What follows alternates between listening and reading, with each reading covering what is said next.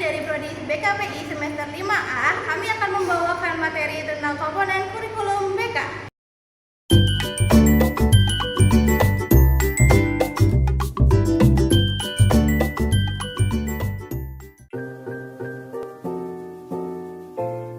Komponen kurikulum adalah unsur-unsur fundamental yang membentuk suatu sistem pendidikan, meliputi tujuan, materi atau isi, strategi atau proses pembelajaran, organisasi kurikulum, dan evaluasi.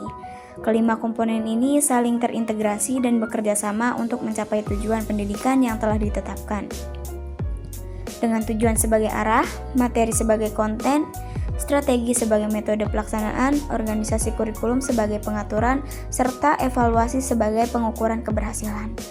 Kurikulum bimbingan dan konseling memiliki sejumlah komponen penting yang saling berhubungan satu sama lain, yakni yang pertama itu komponen tujuan. Komponen tujuan dalam kurikulum bimbingan dan konseling merupakan arah yang hendak dicapai dari seluruh layanan yang diberikan.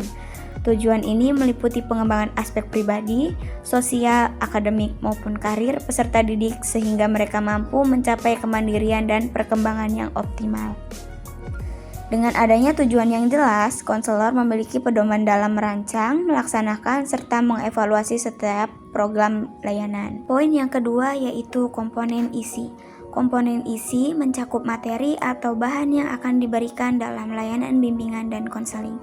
Isi kurikulum ini dirancang berdasarkan kebutuhan perkembangan peserta didik, baik bersifat preventif, kuratif, maupun pengembangan potensi.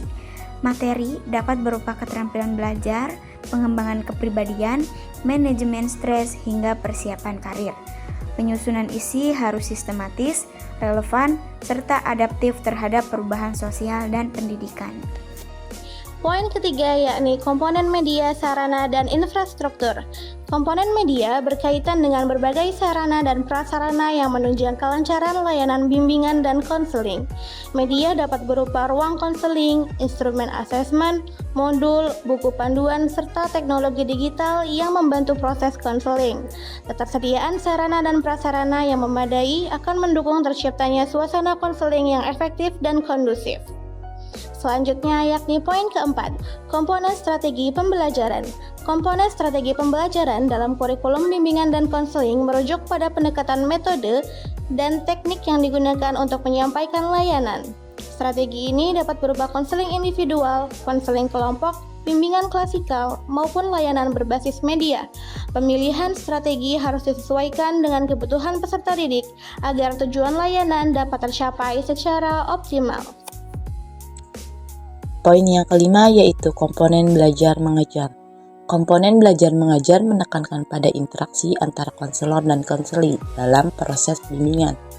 Melalui interaksi ini, konseling memperoleh pengalaman belajar yang dapat mengembangkan wawasan, sikap, serta keterampilan dalam menghadapi permasalahan. Proses belajar mengajar dalam konseling bukan sekedar transfer pengetahuan, tetapi juga fasilitasi perkembangan kepribadian dan pengambilan keputusan. Poin selanjutnya yaitu poin yang keenam, komponen evaluasi. Komponen evaluasi berfungsi untuk menilai efektivitas layanan bimbingan dan konseling, baik dari aspek proses maupun hasil.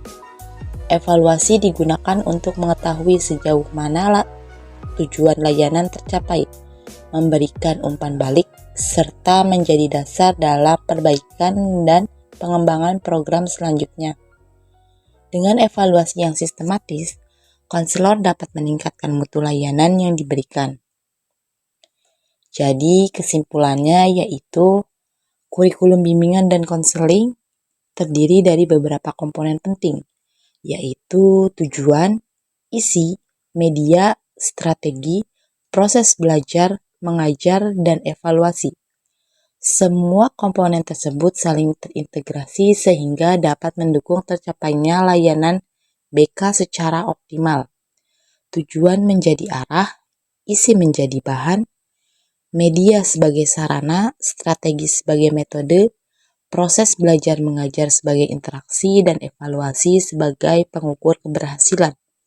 Dengan keterpaduan ini, kurikulum BK mampu membantu peserta didik berkembang secara pribadi, sosial, akademik, maupun karir.